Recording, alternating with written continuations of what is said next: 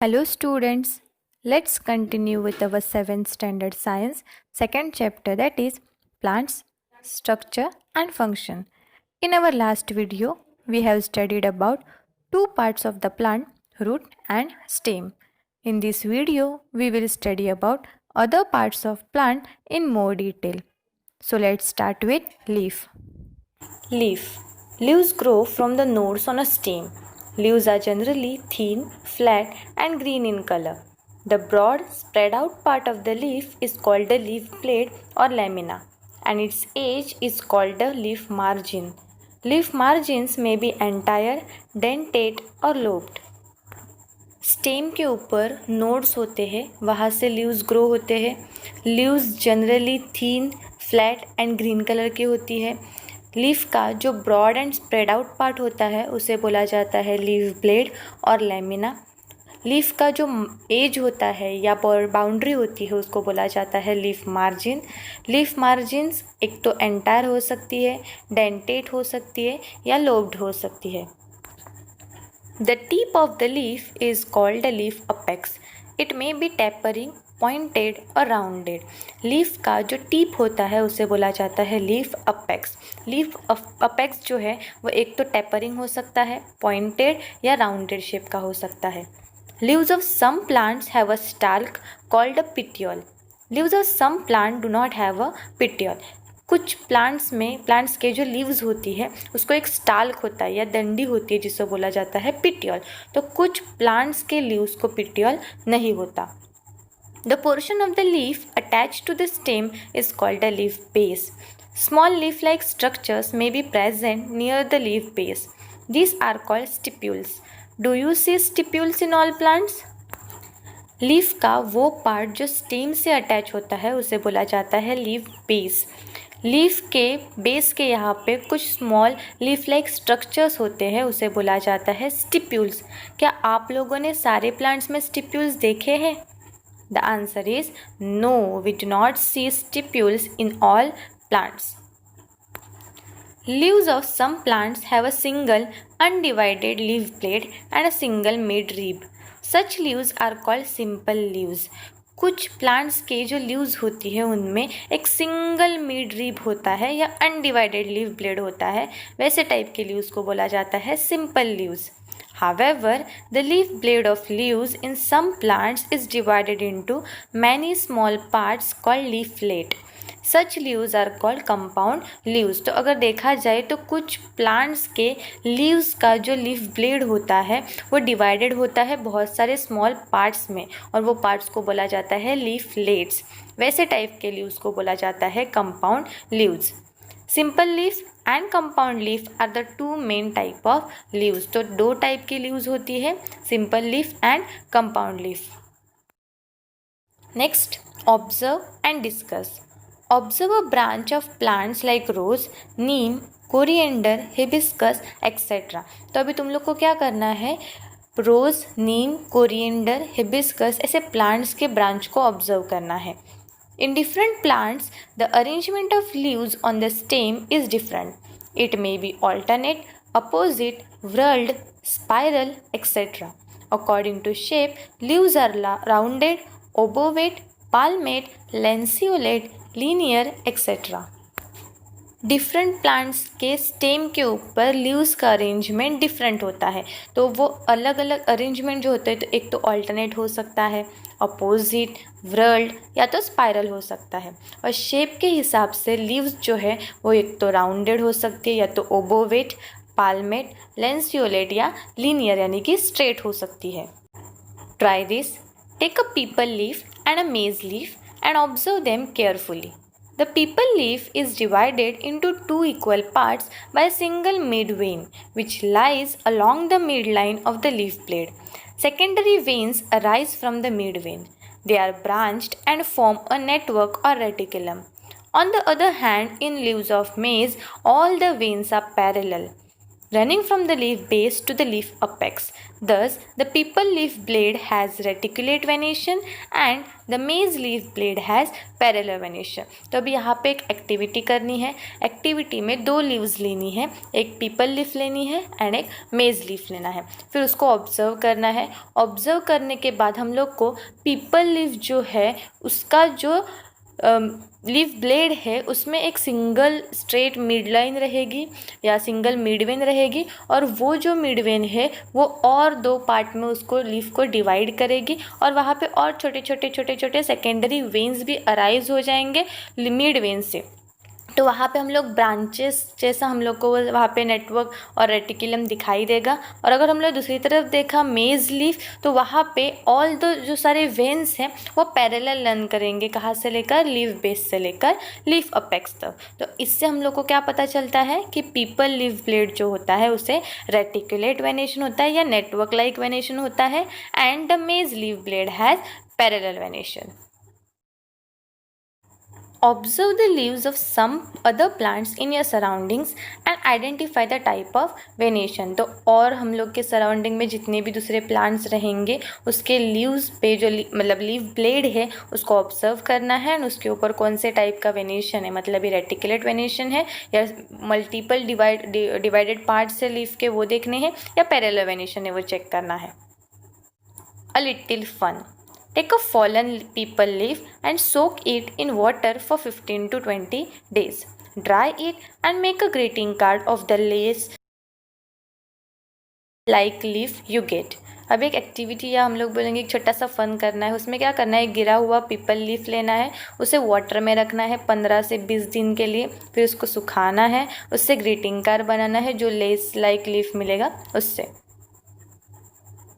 Complete the following chart by observing the plants around you. अभी फिर से एक एक्टिविटी करनी है. हम लोग के सराउंडिंग में जो भी प्लांट्स रहेंगे उसको अच्छे से ऑब्जर्व करना है एंड नीचे दिया गया चार्ट कंप्लीट करना है. तो चार्ट में क्या क्या करना है, सबसे पहले name of the plant, type of leaf, shape of leaf blade, venation, shape of leaf margin, shape of leaf apex, petiole, stipule, arrangement on stem. तो जो भी प्लांट्स हम लोग के सराउंडिंग में हम लोग को ऑब्जर्व करनी है उनके नाम लिखने हैं. फिर उनमें कौन से टाइप का लीफ है, सिंपल लीफ है या कंपाउंड लीफ है वो चेक करना है. उसके बाद shape of the leaf blade का शेप कैसा है, डेंटेट है, लोप है. उसके बाद उसका वेनेशन चेक करना है, मतलब रेटिकुलेट वेनेशन है या पैरेलल वेनेशन है. फिर shape of the leaf margin का कौन सा शेप है वो हम लोग को चेक करना है. Then shape of the leaf apex pointed है, राउंडेड है. देन पिटियोल उसमें है या नहीं. देन स्टिप्यूल्स है या नहीं वो चेक करने हैं. And arrangement on stem, leaves का स्टेम के ऊपर अरेंजमेंट कैसा है, ऑल्टरनेट है, अपोजिट है, व्हर्ल्ड है या स्पाइरल है वो चेक करना है. तो अभी हम लोग ने प्लांट का एक पार्ट यानी कि लीफ या स्टडी कर लिया है. Let's move forward for the another part of the plant, that is flower. Try this. First, carefully observe a fully open hibiscus flower. तो अभी हम लोग को एक्टिविटी करनी है, उसमें एक हिबिस्कस फ्लावर लेना है, पूरा ओपन हुआ होगा और उसको फिर ऑब्जर्व करना है. Flowers may have a long or a short stalk called pedicel. One end of the pedicel is attached to the stem. The other end of the pedicel is expanded and swollen. It is called the receptacle. तो flowers को एक तो long stall हो सकती है या short stalk हो सकती है जिसको बोला जाता है पेडिसेल. स्टाल्क यानी कि डंडी. पेडिसेल का जो एक एंड है वो अटैच होगा स्टेम से एंड दूसरा एंड जो होता है वो एक्सपांड होता है या स्वॉलन होता जाता है एंड उसको बोलते हैं receptacle. Petals and other parts of the flower are supported on the receptacle. जो फ्लावर में मेन पार्ट होता है पेटल्स और उसके जो अलग अलग दूसरे पार्ट्स हैं वो सारे सपोर्ट होते हैं या हम लोग बोलेंगे अटैच्ड होते हैं to the receptacle. Calyx, corolla, androecium, gynoecium are different parts of the flower. तो फ्लावर के डिफरेंट पार्ट्स दिए गए यहाँ पे, calyx, corolla, androecium, gynoecium. So let's start with the first part of the flower, that is calyx. In the bud condition, the petals are covered by leaf-like parts called sepals, which are green in color. They form the calyx. तो जब भी flower जो है वह bird condition में होता है या कली होती है, वो टाइम पे पेटल्स के ऊपर एक कवरिंग होता है लीफ जैसा, जिसको बोला जाता है सेपल्स, और वो ग्रीन कलर का होता है, जिससे बनता है calyx. Second part, Corolla.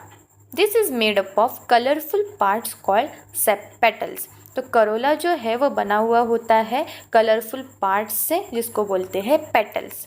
Observe the shape, color and smell of the corolla of various flowers like the rose, chrysanthemum, hibiscus, मोगरा, कनहेर, टगर एक्सेट्रा. तो अभी हम लोग को वेरियस फ्लावर्स के जैसे कि रोज़, क्रिसेंथेमम, हिबिस्कस, मोगरा, कनहेर एंड टगर ऐसे फ्लावर्स के करोला को ऑब्जर्व करना है कि उसका शेप कैसा है, कौन से कलर का है, उसका स्मेल कैसे आता है. Third part, androecium. This is the male reproductive part of the flower. It consists of stamens.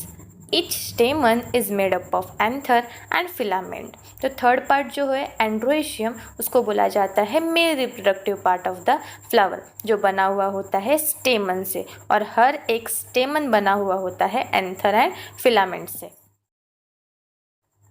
Fourth part, gynoecium. This is the female reproductive part of the flower. This is made up of carpels. A carpel consists of stigma, style and ovary. Fourth part जो है गायनोइशियम, वो उसको बोला जाता है female reproductive part of the flower, जो बना हुआ होता है कार्पल से, और हर एक कार्पल बना हुआ होता है स्टिग्मा, स्टाइल एंड ओवरी से. Second activity, take a vertical section of a hibiscus flower with the help of a sharp blade by cutting the flower vertically from stigma to pedicel. Both sections of the flower will be seen to have the same structure. तो second activity में एक hibiscus flower लेना है, blade का use करके उसका vertical section cut करना है स्टिग्मा से लेकर पेडिसेल तक. वो जो सेक्शन, दोनों भी सेक्शन जो है फ्लावर के, वो हम लोग को सेम मतलब उसका जो स्ट्रक्चर होगा वो सेम होगा. After maturity, anther burst and the pollen grains which are released fall on the stigma. This process is called pollination. जब भी मैच्योरिटी होती है, या अभी हम लोग बोलेंगे जब जैसे जैसे फ्लावर बड़ा होता जाता है या ग्रो होता जाता है, मैच्योर होता जाता है, वैसे ही एंथर्स जो है वो बर्स्ट हो जाती है, फूट जाते हैं. फूटने की वजह से उसमें जो पोलन ग्रेन्स है वो उड़ते हैं, या हम लोग बोलेंगे बर्स्ट के पोलन ग्रेन्स बाहर आते हैं, वो स्टिग्मा के ऊपर गिरते हैं, और ये प्रोसेस को बोला जाता है pollination. Due to pollination, ovules, egg cells in the ovary get fertilized. Fertilized ovules form the seeds and the ovary develops into a fruit. तो pollination के वजह से जो ovules होते हैं या फ्लावर में जो एग सेल्स होते हैं ओवरी के अंदर, वो फर्टिलाइज हो जाते हैं, और फर्टिलाइज ओव्यूल्स जो है वो आगे बढ़ के सीड्स बनते हैं, एंड ओवरी जो होती है वो डेवलप होती है फ्रूट में. Next, use your brain power. Of what use to a plant are the insects flitting about around its flower? Plant को इंसेक्ट जो उसके आजू बाजू में फ्लीट करती है, उसका यूज़ क्या है? Yes, insects helps in pollination of the flower. Observe the various flowers and complete the following chart. फिर से एक ऑब्जर्वेशन करना है, वेरियस फ्लावर्स को ऑब्जर्व करना है, एंड नीचे दिया गया चार्ट तुम लोग को कंप्लीट करना है. Name of the flower, number of sepals, sepals free या united, number of petals, petals free और united, form of androecium and gynoecium. तो चार्ट में सबसे पहले तुम लोग जो फ्लावर ऑब्जर्व कर रहे हो उसका नाम लिखना है, फिर उसमें कितने सेपल्स है, ग्रीन लीफ लाइक पार्ट्स है, वो उसका नंबर लिखना है. फिर सेपल्स फ्री है या यूनाइटेड है, मतलब अलग अलग है या अटैच्ड है एक दूसरे से, वो चेक करना है. Number of petals, colourful petals जो है वो कितने हैं, वो उसका नंबर चेक करना है. फिर पेटल्स जो है वो फ्री है या यूनाइटेड है, मतलब ये अलग अलग है या अटैच्ड है, वो चेक करना है. एंड्रोइशियम का फॉर्म कैसा है एंड गायनोइशियम का फॉर्म कैसा है, ये तुम लोग को ऑब्जर्व करके चार्ट कंप्लीट करना है. Fruit. We eat many different types of fruit. Each type of fruit has its own characteristics. There are variations in their shape, colour, taste etcetera.